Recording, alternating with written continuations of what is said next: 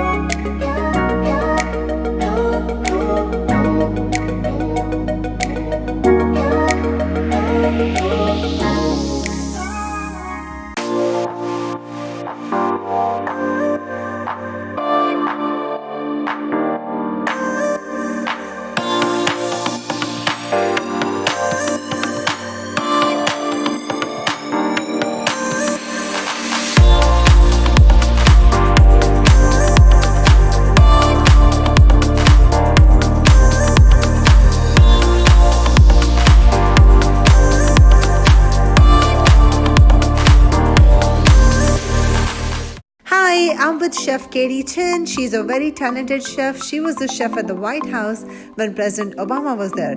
And today I'm with her for her Facebook live stream. And we are learning, or I am learning, how to cook an amazing stir-fried chicken. Let's do it. Hi, everybody! Hi! Welcome to our live stream. I'm so excited to have my special guest, Kimmy Verma, here today. Hi. If you don't know about Kimmy, you totally should, because she is an amazing entrepreneur. She's a philanthropist. She's a fashion designer. She's the host of My Glamorous Life on Channel 18. So check local listings and check it out. So I'm so honored to have her here today. And I am super excited to be here with Katie. It's like, I can't wait to see the cooking. Let's get started. Yeah, let's get started. So today we're gonna use an electric wok that's nonstick. And don't forget, one lucky winner today. If you like this live stream and ask a question, you might win a copy of my cookbook, Everyday Chinese Cookbook, 101 delicious recipes from my mother's kitchen. Let's see what you're making. We're gonna start with some boneless, skinless chicken breast. And we just cubed this chicken and I marinated it in a little bit of cornstarch and salt and pepper. How long did you marinate? About 30 minutes in the refrigerator, but you could marinate it overnight. And the great thing about the cornstarch is it coats the protein and it makes it really delicious, moist, and tender.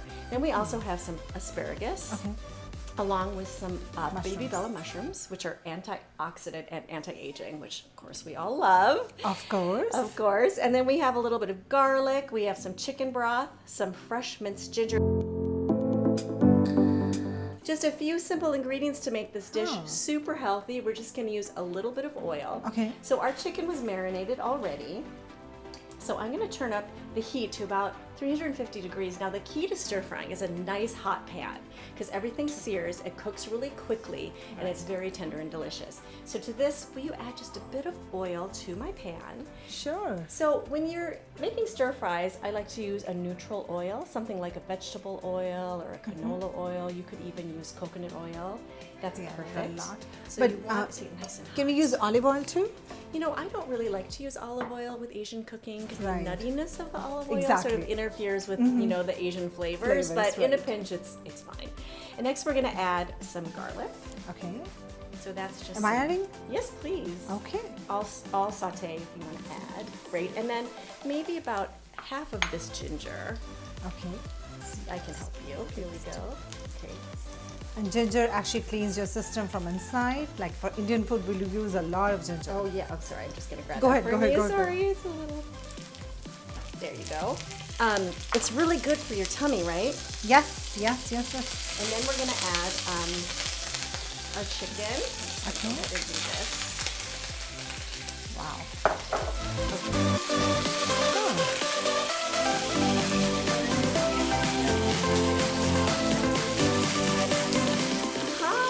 Hi, Nima. Hi, Billy.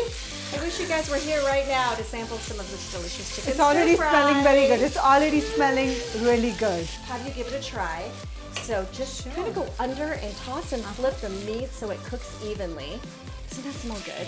It smells really good. It smells so You know, good. all the ginger by itself is making it smell really nice. It's just so aromatic, and it just fills your home with the most delicious, sensuous flavors. And to get hungry. I'm getting hungry. Yes, and now I'm just going to add the asparagus. Okay. So then I'm going to mix the whole thing together. Right? Yes, and then I'm just going to make sure it gets nice and hot. The reason Chinese people used woks back in the day over an open flame is because they got really hot. So in America, because our stoves today get so hot, it's totally fine to use just a nonstick skillet. Okay. Okay. All right. Next, the other Kimberly, will you hand me those mushrooms? Thank you. Now we're going to add some baby bella mushrooms. Now, of course, you could use white button mushrooms. Sometimes I use shiitake mushrooms. Okay. Any kind of mushrooms are fine. And if you don't like mushrooms, you could omit it, of course. So can we use any vegetable for this, or we have to stick to asparagus? Yeah, that's what's so great about stir fries. They're so versatile. You could use pea pods, you could use green beans, you could use red peppers, you could use broccoli. If you're using pea pods or green beans or broccoli, I suggest blanching the vegetables first. Do you blanch? Do you know what I'm talking about? You know, we don't blanch, so tell me exactly how. Like, I don't know what she's saying. See, I am not a chef, right? She is. So tell me. Blanching means you bring some water to a boil, you put the green beans or the broccoli into the water for about 1 minute, take it out, then remove it to an ice bath so it stops cooking completely. But the great thing about blanching vegetables is they retain their beautiful, vibrant color and they stay tender crisp. Because if we just do some green beans in here, they'd probably get overcooked. They wouldn't look that great. So then you just sort of put them in at the end and they get nice and hot and they're crispy and delicious. That's the other great thing about stir fries. You can just be creative. I'm just going to add a little bit of red pepper flakes to this. Of course, you could add just a squeeze of sriracha if you wanted to, or any kind of hot sauce you wanted to have on hand. True. Now that you've got it, now that the chicken's cooked, I love the sound of, veggies being made and the chicken being cooked. good. Now I'm going to add so some nice. chicken broth. Okay. And then we're going to add is that? a cornstarch slurry. Now, a cornstarch slurry is basically just some water and cornstarch that have been mixed together. And then we're going to thicken the chicken broth with this cornstarch slurry. Aren't you learning so much today? Yes, I am. Slurry, blanching. I think when I go home, tonight my husband is going to be like, what happened to you? Like, what is this going on? Who are you? Now I'm just adding some oyster sauce. Oyster sauce, okay. Now, oyster sauce you can buy at almost any grocery store, but it's really a staple of any Chinese stir fry. It's actually made of dehydrated oysters. It's very pungent, it's very rich, so a little bit goes a long way. So don't you think we should try it? I'm ready to try it. I don't know about you. I know.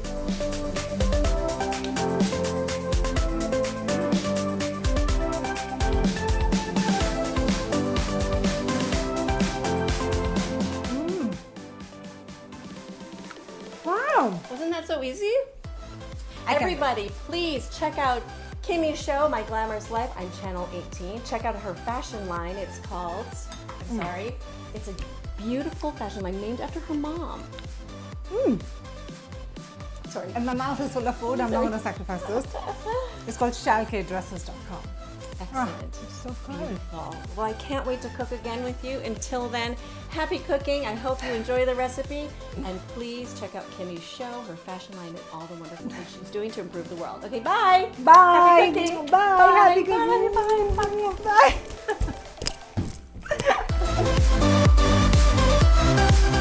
To be radiant, to be glowing, to be your best.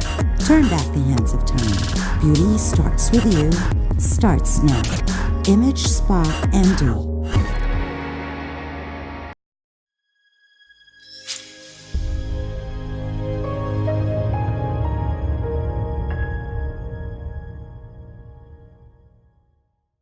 Hello, we're interviewing Gia Nurtas, who's a filmmaker and a director, a writer, an actress, and we're talking about my husband's wife, her film, and we're talking more about her life, how she started as an immigrant, and also as a judge at the world's best.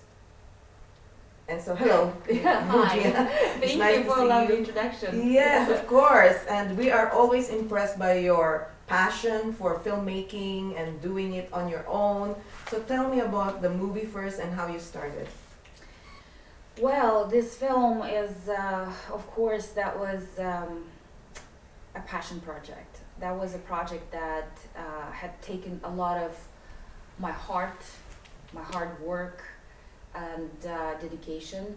It wasn't a simple project because it was inspired by unfortunate events that take place in Kazakhstan. But as we spoke, you and I, a year ago about that, it turns out that that happens in many different places around the world, and that is what I call economically forced polygamy,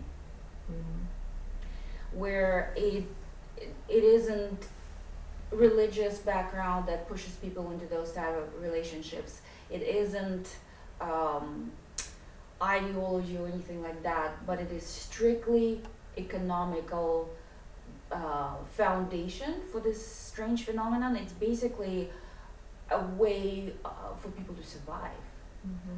And on the other hand, it's a way for other people to capitalize on the other people's misery, basically. Give us a little gist of the summary of this movie and why you wanted to do it and spread the word. Sure. Basically, the story unfolds around three lead characters, a husband and a wife, and a mistress. But she's not just a mistress. It's not your simple story. She becomes so-called the other wife or additional wife. In our language, we actually have a specific terminology, tokal, for those type of relationships. And it's a story where we try to show the development of each characters in a way where it unfolds the reasoning behind what each one of them, does.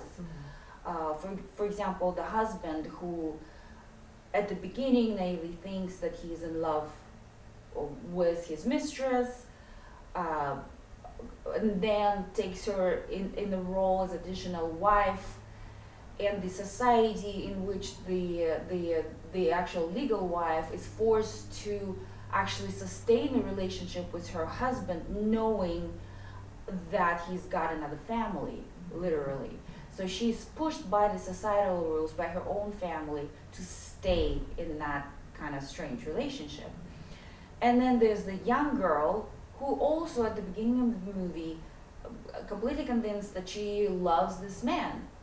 But as the story unfolds, each one of them opens up in a completely different way. Wasn't it scary for a single mom with 2 kids and then going to Los Angeles, a place that you don't know, from Kazakhstan, and then I say, I want to be a filmmaker, and now you're very successful at it. I mean, how did you do that? Like, what was guiding light or the inspiration for that? Oh my goodness, I remember the feeling. The feeling was, I'll say that visually, I just remember feeling that there was a strong wind pushing into my back where like I couldn't turn around, I couldn't go anywhere else, but I had to do what I had to do. That was also fueled by a fear. And the fear was that someday I'll wake up late in my life thinking, oh my goodness, maybe I could have done that, but never gave myself a chance. And that fear of regretting something also fueled that decision. But you're right, it was really scary because I showed up here with my 2 little kids at the time, and I literally knew no one in town. Nobody. I knew not a single soul. And I remember driving this rental car and thinking, so where should I rent an apartment, and where do my kids go to school, and all these basic things. And I'm like, oh, I need to work on my English because my English is not good enough, and all these things, and starting the credit history, and we all go through that. You went through that too. Yeah. But it's amazing how successful you are right now, and nobody was actually helping you, and you're doing it all by yourself. So where did that come from? Where did that drive come from? My parents. Mhm. My parents were like that. They were very dedicated to their career kind of people, both of them. They were both in science. My mother was a mathematician who's written books, and she had lots of different degrees in science. And my father, who had every kind of degree in science as well, and he was an oil man, and he has written, if I'm not mistaken, 13 textbooks that people still study by the books that he's written. Some of them are right there, and he's made more than 150 innovations in his industry, and they just, I guess, by example, I just watched them never stop. They kept going. I remember the conversations where my father would look at my mom and he'd be like, "Don't you think it's time to like do something like a little bit higher in the level, like write another book or something?" And my mom would be like making soup for the kids, and because she had 3 kids, me included, and at the same time I remember the table would be filled with her books and like all this paperwork, her scientific work that she did. I guess that kind of made an impression on me. Thank you very much. You're an inspiration to all the women. Thank you so much, Janet. Thank you very much for your time.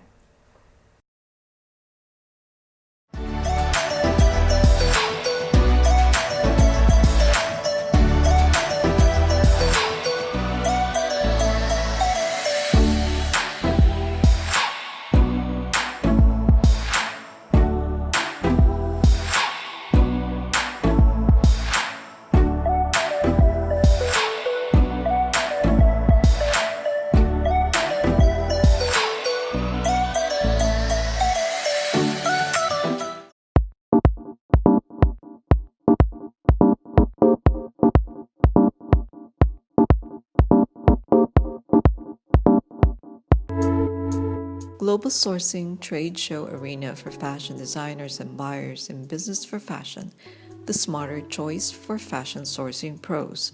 Source the latest accessories, footwear, fabrics, and apparel in a well-organized trade show. Over 2,500 booths divided into 2 sections or categories, which is fashion and lifestyle. It connects buyers worldwide with verified suppliers in China and Asia via online.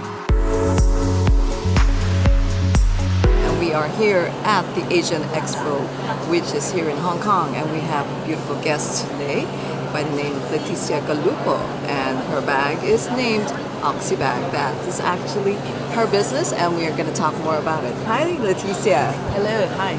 How are you? Yeah, good. Happy to talk to you. Well, I see that you have here a bag that is designed by you. Would you like to talk more about it and how you came about into this business? Yeah, so I moved to Hong Kong some years ago, and so kind of my life just became really hectic. And so kind of Hong Kong, you don't really have a private car. So like I used to just have a car in Italy and put everything in the boot of the car. And so like bags were not like a big issue. So I was just happy to go around with my little leather bag, like just any kind of nice design, you could do. But all of a sudden I found myself in Hong Kong, and these kind of nice little designer bags, couldn't like really carry all the things I needed for the day. And then I kind of realized that actually that was a problem that kind of modern women have in all big cities, where you need to commute, you need to use like public transport. Think about like London, New York, all the big cities. Imagine also Manila, where you can't just park right next to your office in the center of the city, and but you still need to carry like many things. Modern women have very active lifestyle. So maybe, you know, they go, they work, and then they go to the gym, and then maybe they need to get things for the family. They got to bring some shopping back. And so I just, you know, I couldn't find the right bag for this kind of lifestyle that, you know, I have. And so I created a bag that was kind of really light. I'd like to show you. So this is the neoprene with leather details. And so this kind of bag is very light, it's extremely light, but really big. And you can fit inside a laptop here, 13-inch laptop, so maybe like lots of women just go with their Mac to the office. And then like coffee cup, we really see people around the city going around with you know, the coffee cup and always gotta hold it. So here there's a particular pocket where like the coffee cup can stay upright, so you don't need to, you know, keep it with you. And then you got zipped like compartment. And so this is a big bag, but it's well organized and extremely light and very strong. So then, you know, it just can go around.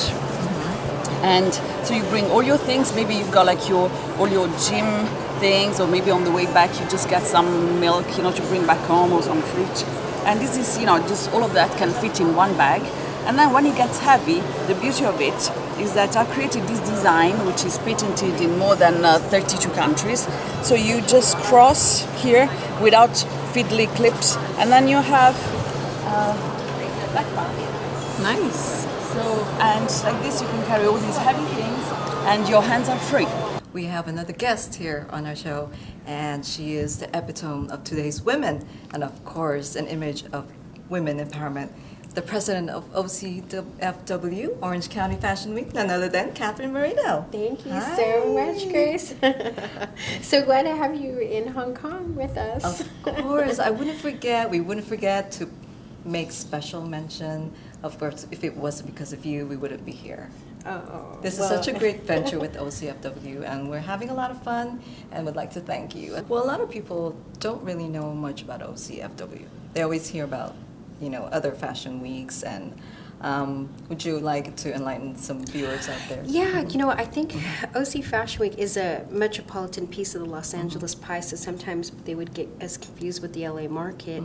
And the biggest identifier, of course, is, you know, we have a leading shopping destination. And I think because of our beautiful beaches, we have just a tremendous amount of beautiful locations to shop at, like Fashion Island and, you know, South Coast Plazas, you know, leading, you know, and also, you know, Irvine Spectrum. So a lot of those really great shopping destinations, what pull in a lot of tourism. And as far as like being a fashion capital, I think the reason why people identify is because they've been branded that way. New York Fashion Week, Milan Fashion Week, because of their traditional couture history and how they've gravitated towards you know, the retail industry because of making some big, you know, trailblazing headlines, you know, back in the day. And I think people became accustomed to that tradition. As a newer fashion week, or baby fashion week, I want to say, if you know, media were to rank fashion capitals on spend as opposed to SEO, then they would probably be able to identify with markets such as ours on a different playing field, and that's it for being in business in fashion, or for fashion, is how I like to put it. Because if we have a buyer's market, I would think that more people would want to gravitate to identify with who's attending our shows and how we're geographically located to some of the best shoppers in the world. Well, would you like to invite the viewers to your, you know, events, and as well to follow you on Instagram and Facebook and your website? Absolutely. Well, we're so excited for Manila Up fans. You are all invited to attend Orange County Fashion Week coming up in September 22nd. Our opening day this year is going to be at World Peace Lake at Soka University. We are so excited about it. It's a two-sided catwalk on a beautiful lake, and it is just epic. There's nothing like it in the world. We will probably have the only fashion week like this in the world, so we're really excited to extend an international invite and encourage fashion designers to step up your game and come out and be part of this and be part of our international partnerships that will allow us to support your business. And so that's really our platform and goal. So Facebook, Instagram? Facebook, yeah, at OC Fashion Week for both.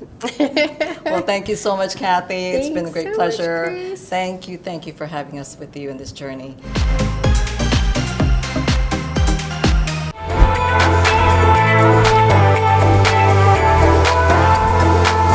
Welcome to Inside Hollywood with Mark Anthony Nicholas. Today is a very special day. We have Emmy Award-winning makeup artist Jude Alcala. Yes! Let's give a round of applause. Congratulations on your show. Thank you so much. I know season 2, right? Season 2, hell yeah. Season 3, 4, 5, and 6. And 10, 11, 12. There you go.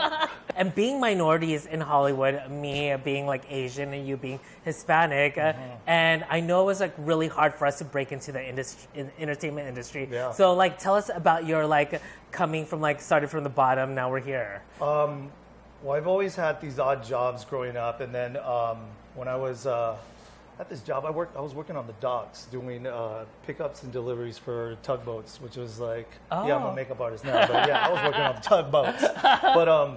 But yeah, so I got laid off that job, and I was 24, and all my friends were like in different colleges, and I did my city college, but then I ended up going to cosmetology and took my hair classes, and I enjoyed it. And from there, I remember seeing Carmen Electra at a party. Yeah. And I approached her. She was like 24. We're still friends now, but she was like the girl. She was like She was the it girl. the it girl. Like before Instagram, before any social media, everybody knew who Carmen Electra was. I would go see her, watch her dance, at Princess Club. But I approached her at a club, and I said, you know what? My name's Jude. I do hair. That's all wrong. You have brassy highlights. Are you serious? Hell yeah. I went up to her. I was like, I saw opportunity. But I did. I went up to her and I just said, I wasn't even doing makeup at the time. I was just doing hair. But I said, you have brassy highlights, and, I can fix that for you. And she was like, do you have a card? I have a card. I went to the bar. They gave me a pencil. I chewed that because there was no lead. I chewed it, wrote my number on a napkin. Right. And gave it to her. She called me the next day. I fixed her hair, and she got me on the first TV show, magazines, like my first cover with her. So I owe a lot to Carmen, Right. And that's like a lot of guts, a lot of like bravery, because not a lot of people would actually do that to like a celebrity, like, oh, change this, change that. This and is a what's wrong with fine you. ass one too, because I was young too, but I was like, I had to. I was like, there was an opportunity, and but yeah. Now you just won your second Emmy Award, or yes, yes, our team did, yes, and congratulations on that. Thank you That's very amazing. much. Yeah. So tell me, like, how did you feel like winning that like award number 1 and number 2? I don't know, because I've never won anything in high school and sports, nothing, because nada, never even got a star on my little calendar, but yeah, it was amazing. It was just like I didn't even know what to expect, and we have an amazing team on, for hair and makeup. Right. At the Talk. That's how we know each other. Yes, the Talk on CBS. Yeah, but it was amazing. Thank you so much, June, for being part of my show. And thank you, and I love that you're always yourself too. Yes. Even like talking about the inside of your butt. Yes, inside and out. Beautiful inside and out and in. Thank you so much. Thank you, June. Thank you. And we'll be more with Inside Hollywood.